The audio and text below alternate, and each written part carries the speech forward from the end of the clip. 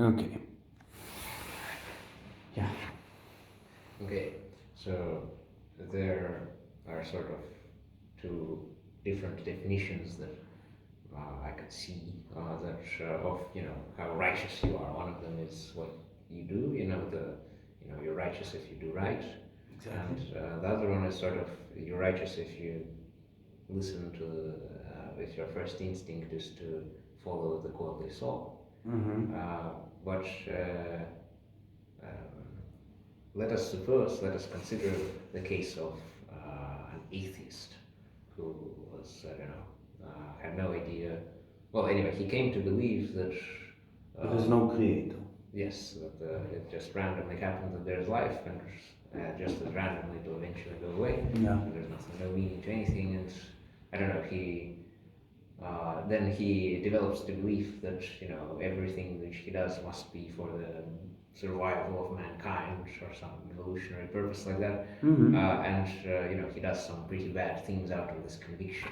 Okay. Sort of, if we have the godly soul and we have the animal soul. So are those thoughts?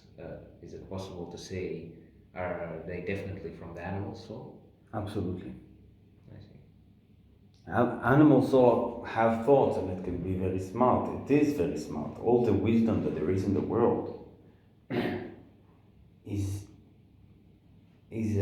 from animals. So it's true. It's not our main topic, but it's true that many of the good ideas that there is in the world coming from Judaism. And I can explain a bit. I can give small example. There is a story that the previous Rebbe of Chabad, he was in train, and it was beginning of revolution in Russia. And two Jews argued in the train: is communism is the best way, or I don't know what was the opposite that they chose, republic. I don't know. Or let's say it was capitalism against socialism, the principle. And they argued, and every Jew, there were two religious Jews, and one said the Torah is socialist, and the other said no, the Torah is capitalist, and they both bringing examples from the Torah. And then they saw the Lubavitcher Rebbe is here, Chabad Rebbe is here, let's ask him. So he said that there is good and bad in everything in the world. Every idea had some good and some bad in it. Some advantages and some disadvantages. And the advantages, the goodness is existing at all. Okay, so why? So this is more connected to the fact that the Torah is the true wisdom of God. That's why it's the goodness. Now in the world, it's not the wisdom of God, it's wisdom of humankind. Now people can come to good ideas, and they also can take good ideas from Torah. We had a course here that we taught many things that they are now principles of world life, worldly principles of goodness, and they all came from Torah. Not even of goodness. For example, principle of hope, the whole idea of hope coming from the Torah. The idea of resting days, that you don't need to work all day. The idea of human rights, basically coming from Torah. Value of every person. Every person is matter. And even the Constitution of the United States is giving actually the world learn from the Constitution of the United States what is how should be, what are principles of freedom. They based on book of, if I'm not mistaken, was written by John Locke, one English a philosopher, and he based his book on the Old Testament, as he called it. So basically, many of the ideas, the good ideas in the world, coming from the Torah, and the reason for that is because Torah is the wisdom of God. Now the rest of the world is mixed. Some is good, some is bad. Yeah. As we said, I'm just finished this principle. You need to do something? Well, I'm not sure my mother will. Okay, you can connect. Yeah, no problem, no problem. I will do like this. So what do you mean about the rest of the ideas? Well, we said that, a lot of good ideas come from the Torah. Yes. So rest of the ideas, maybe they are not, the first person to say them is not from Torah. It's not Torah. But it was first, but you can find them in Torah after. And not only that, if you find them in Torah after, it means that it was there before. But just no one said it. Now, it's a hard thing to believe. It's not easy. Not every time we see it. But there is things that they are amazingly proved like this. First of all, there is, as I said, if you look on the subject of socialism and capitalism, and you're doing a map of what are the benefits and what are the lackings, you find that the Torah trying to keep this balance. You know the laws of Jubilee? Yes. We talked about it once, maybe. The laws of Jubilee are were very big inspiration for many people about this idea that people can become rich, but after 50 years they need to. You cannot buy a land for more than 50 years in Israel. Why? You can grow your money, but you cannot become the person that is like 90% of the land belongs to you. And I would say also in different things. For example, the Torah, in the Talmud, Talmud is built with many discussions, question and answer that not necessarily are connected right away to Jewish law. They're all connected, but the Talmud is like protocol, what they spoke in the yeshiva. So there is one question there in one place that the Talmud asks, "My kima." What is it, Chima? Meaning the group of stars that called Chima. Now we know this group of stars. In the symbol of Subaru, you know the Subaru car company? Oh yes, of course, we know the company. I don't remember it personally. So it's blue sky with 6 stars or 5. And this is the amount of stars that you're able to see from this group. And the Talmud asks how many stars there is there. So one of the rabbis said 100.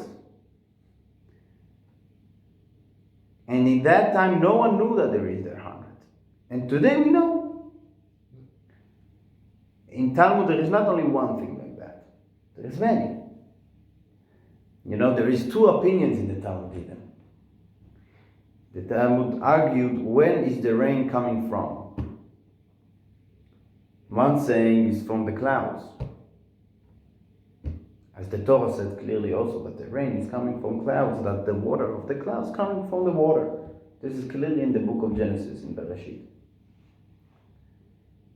And the other opinion saying that not only it's coming from the skies that above the clouds, the rain.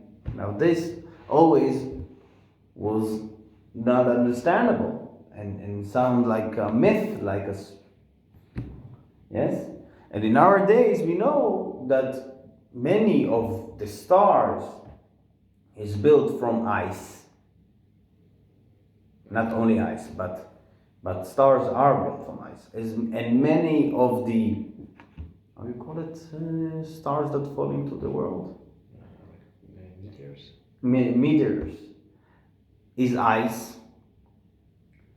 And now there is proofs and things, and it's a very big discovery that happened in the last years, that many of the meteors are in the atmosphere becoming water, and they joining the clouds,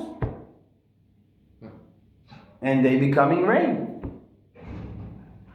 So it means basically that now we understand his opinion.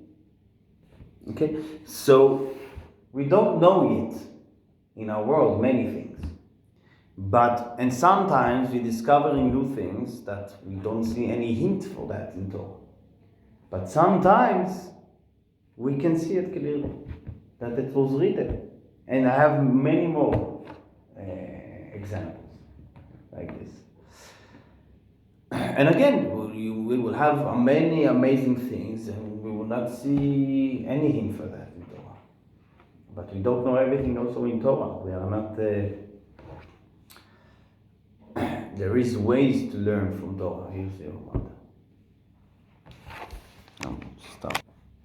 So let's summarize. This you understand? This is okay. Any more questions? No, not yet. No. Let's summarize this idea. The idea of the tzaddik, the Benoni and the Rasha, the godly soul, animal soul, and clothing.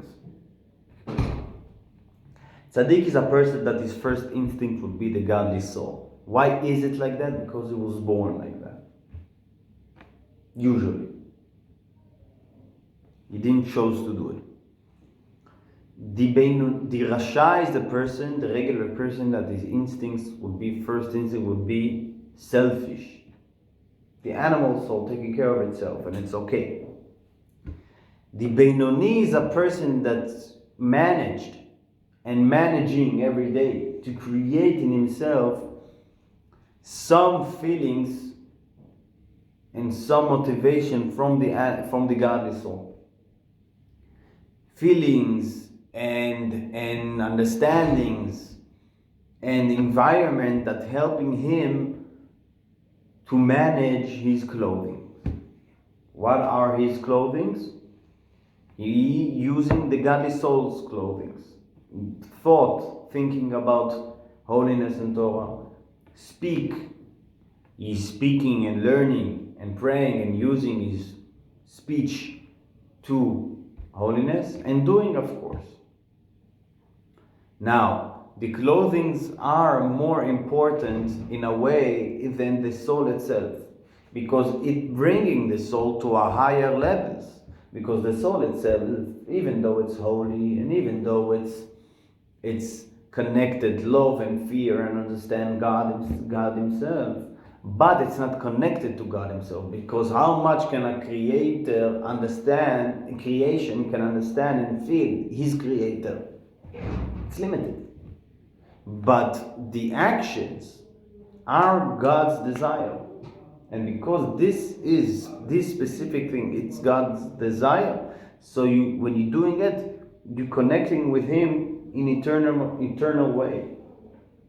So basically the connection with God by tzaddik and by the Benoni is the same, because they are both connecting. The ultimate connection is by doing, and they're both doing. The question is how much he do. So they're trying to do the same, because the Benoni always keeping the motivation to do whatever he needed. So the goal is not to feel. The goal is to do. All the purpose of feeling, it's to motivate us to do. Now again, the key tool of the animal soul is instincts and emotions. The key tool of godly soul is thoughts. That's why the Zohar said that the main place of the godly soul is in the brains, and the main place of the animal soul is in the heart. Now, not all the heart. The heart is divided to two rooms, the right and the left. The left side is full with blood. The right side is less blood. the blood is the warmth and the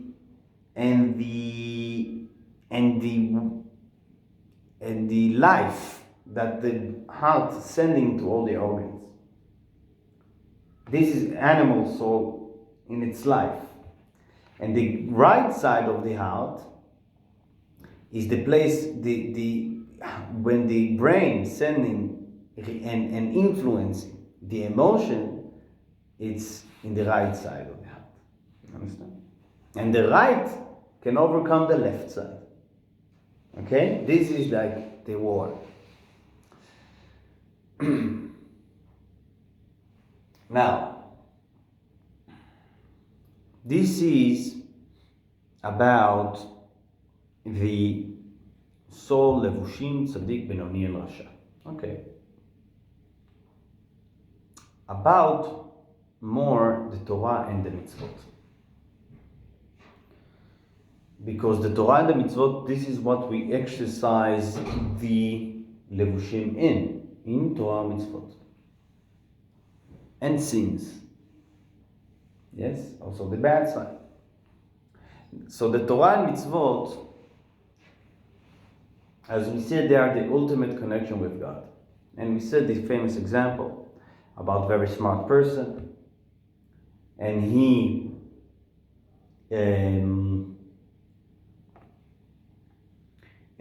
have, like as we said, for example, Albert Einstein, have his own. You're saying his name, you're saying his theories. He dedicated his life to some specific topics and discoveries and theories. So there is this professor that dedicating his life to understand what he said. And there is this small kid that did for him a favor because he asked him. So those are two types of connection with Albert Einstein. There is this professor that he feels that he really thinking like him.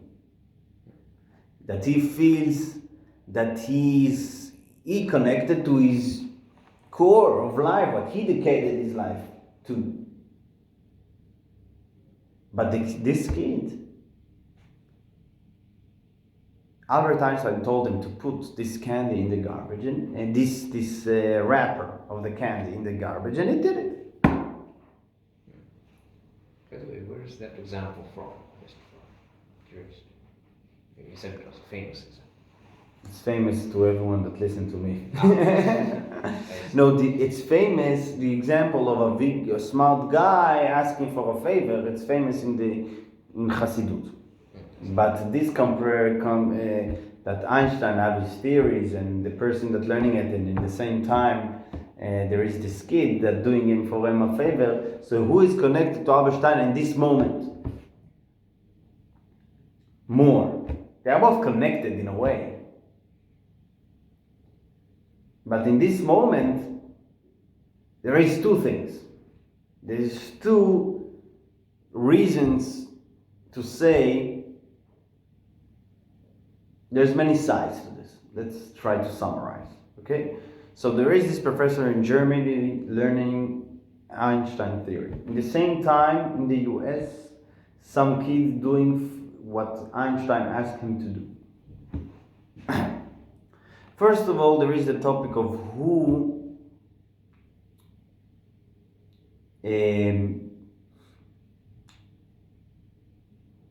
doing something because of him. Yes, because I guess if some things are connected, then sort of they influence each other. So Exactly. yeah. You can learn what he said and you can argue and you understand it in your level. This kid, all he asked him to do is to put this in the garbage, and he did it completely. Everything that he asked was done. All my body moved and did sort of action because of his will. Okay? So this is total. This action was totally, it's more than that. Who put it in the garbage? You know, the kid put it, but this action was totally because of Einstein. It was not even my action. I mean, I did it, but if he would not ask me, I would not do it. You talked with Einstein? Okay. No. But, okay, so this is from one side. And another thing is,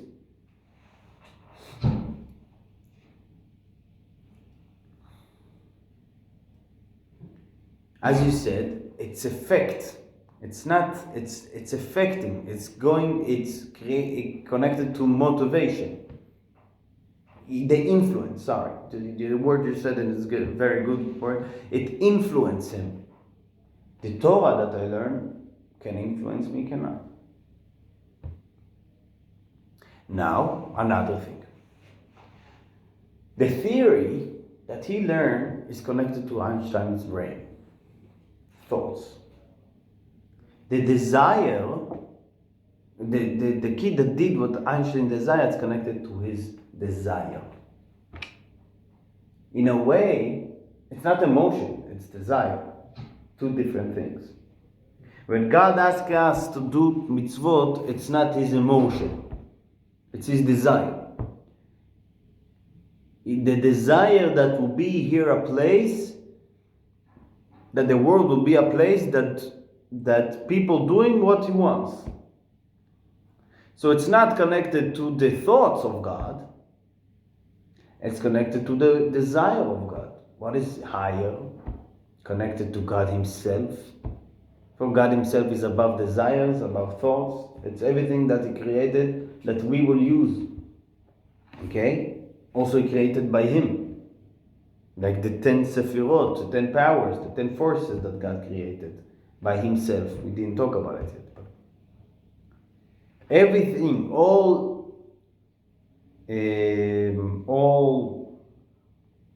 levels that we find by God, mercy, love, judgment, it's all levels that he created by him,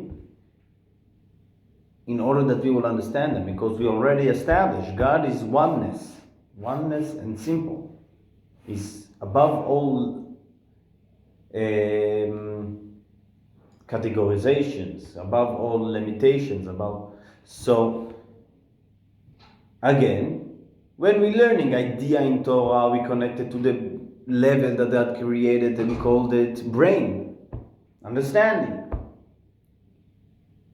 Torah is holy, holy, holy thing, but it's God's thoughts. Mitzvot, it's God's desire.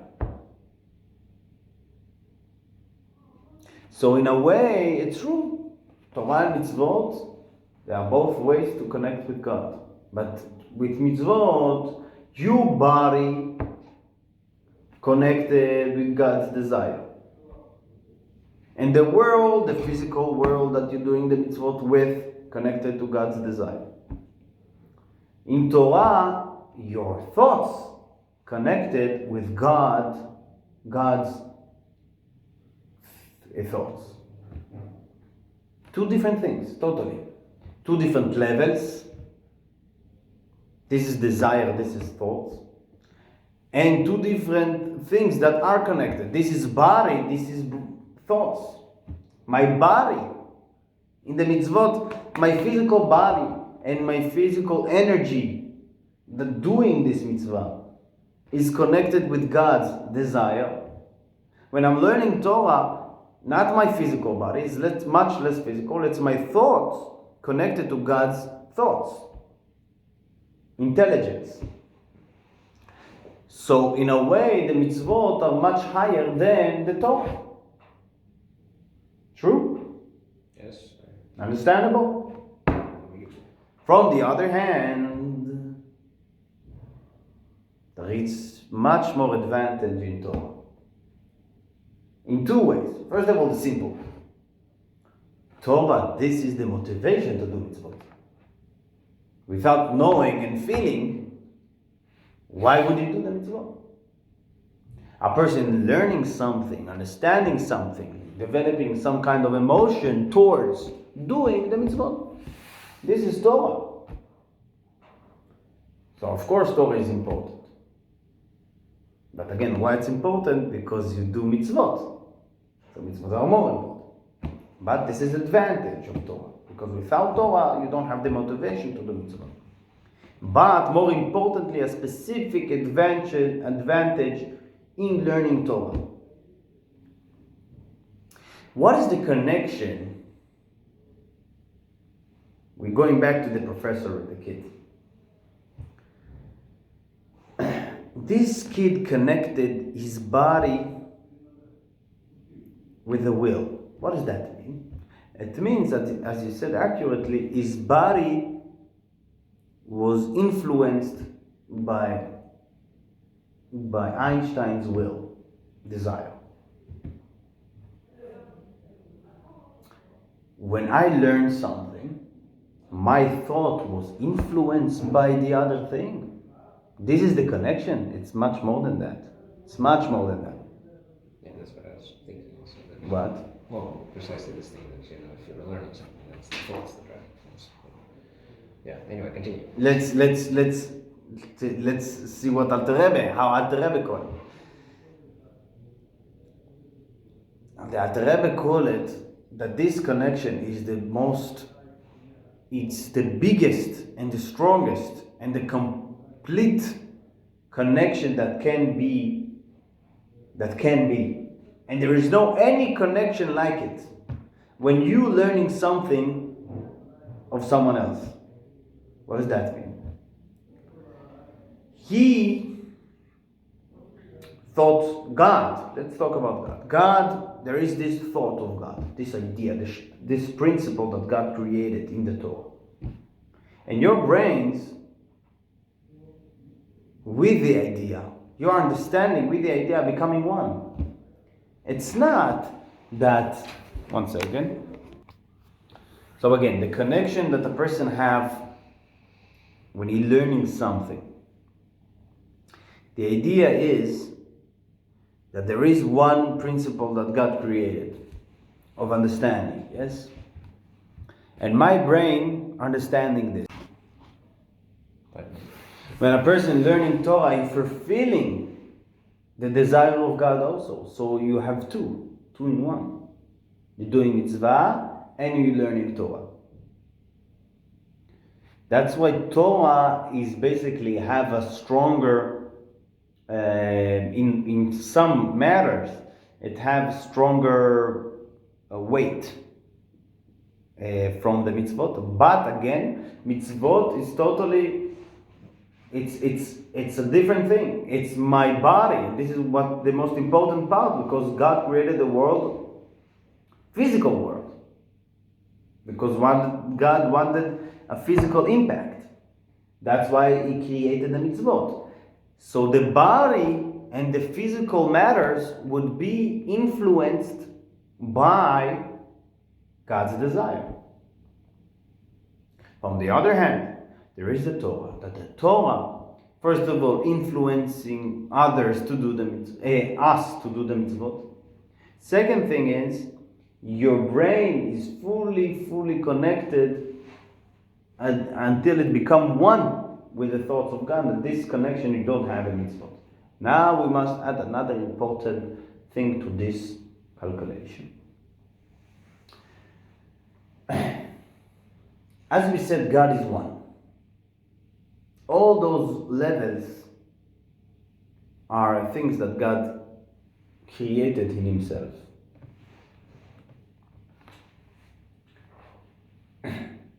When we saying that, with this, we need to understand that because you cannot